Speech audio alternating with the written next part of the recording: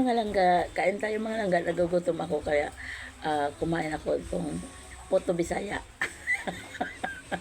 Puto Bisaya, mga langga, galing sa bakery. Ito mga langga, maubos ko ito lahat mga langga. Yan.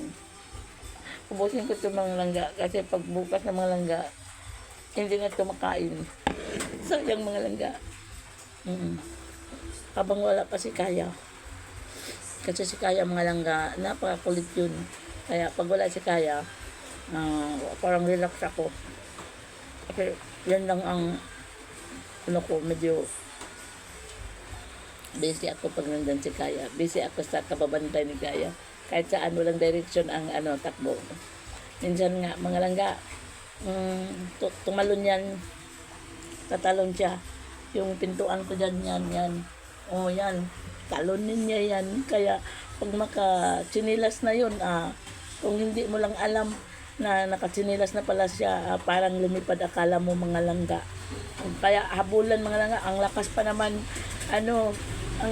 ni Kaya tumakbo. Kaya minsan mga langga ay sa edad ko mga langga, parang gusto ko ng yung hindi na magtatakbo-takbo. Kasi hindi na talaga ako pwede dyan na magtatakbo-takbo pa. Kaya medyo problema pag yung pag dumating yun.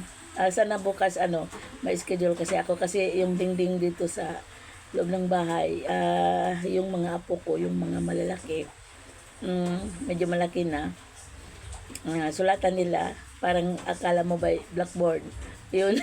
Yun mga langga, bukas, busy na din ako, linisin ko yun. Okay.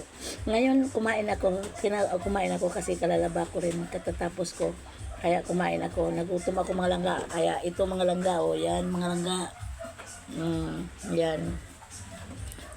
Kain muna ako mga langga. Thank you for watching.